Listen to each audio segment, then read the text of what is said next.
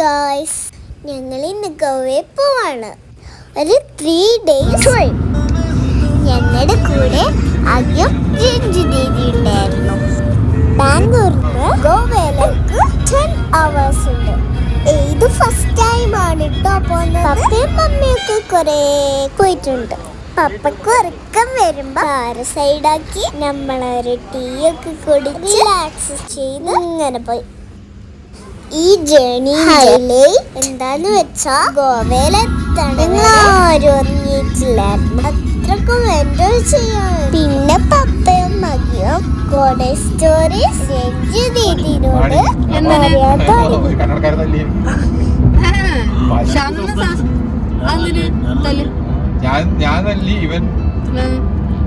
നിങ്ങക്ക് സസ്പെൻഷൻ ആയില്ല. നിങ്ങക്ക് സെക്കൻഡ് ഇയറിൽ മറ്റേ ആ ജൂനിയറിനെ തല്ലി നമ്മള് എനക്ക് കാരണം അതിനു മുമ്പേ നമ്മക്കെല്ലാം ഇഷ്ടം പോലെ അടി കിട്ടി. കേക്ക് മോർണിംഗ് ഒരു 4:30 ഒക്കെ ആയപ്പോ നമ്മള് ഫ്രഷ് ആവാൻ വീണ്ടും ഇറങ്ങി.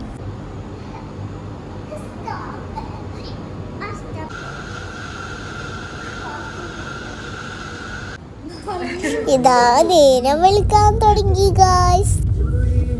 ഗോവയിലേക്ക് പോകുന്ന വഴി ഫുൾ ഫോറസ്റ്റ് പോലെയാണ്. റോഡിന്റെ 2 സൈഡ്സിലും കുഞ്ഞു കുഞ്ഞു അരുവികളും കുഞ്ഞു കുഞ്ഞു വീടുകളും കുറെ മരങ്ങളും ആയിട്ട് നല്ല രസമായിരുന്നു. നമ്മള് ഹൈവേ അല്ലാതെ വേറെ ഫോറസ്റ്റിലൂടെയായിരുന്നു കയറിയത്. പോയിട്ടും എത്തുന്നില്ല. ഈ ഫോറസ്റ്റിൽ കയറി ഒന്നും മനസ്സിലാവില്ല.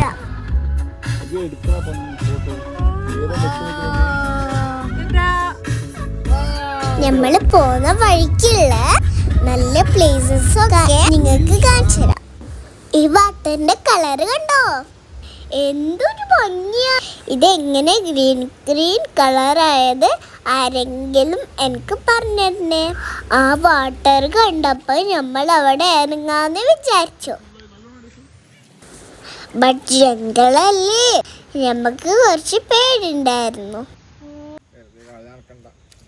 ഇതിന് നിറച്ചു ഫിഷാ. അപ്പൊ പപ്പക്കൊരു ഐഡിയ, ഒന്ന് ഫിഷ് മസാജ് ചെയ്യാം. പപ്പന്റെ കാലം കണ്ടപ്പോ ഫിഷ് ഓടി വന്നു. ഇനി ഇവിടെ ഇങ്ങനെ ഇരുന്നാ ശരിയാവൂല, നമുക്ക് കുറച്ചുകൂടെ പോവാനുണ്ട്.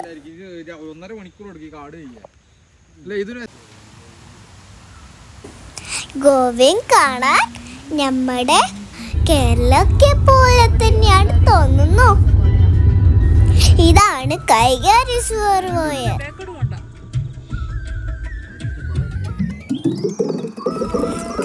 ഒരു ന്യൂക്ലിയർ പവർ സ്റ്റേഷൻ ആണ് ട്ടോ ഗൈസ്.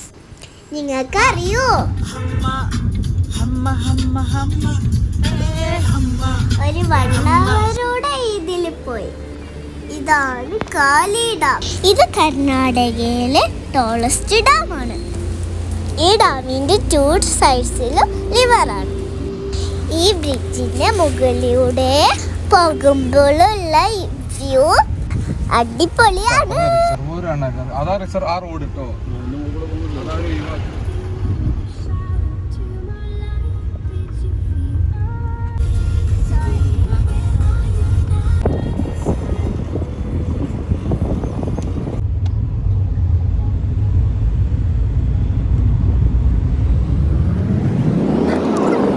ഏകദേശം കർണാടക ബോർഡർ കയ്യാറായിട്ടുണ്ട്.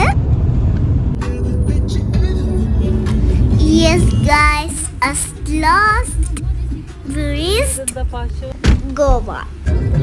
ഒരു നൈറ്റ് ഫുൾ എടുത്തു ഗോവയിലെത്താൻ. ഇനി നേരെ നമ്മൾ റിസോർട്ടിലേക്കാണ് പോകുന്നത്.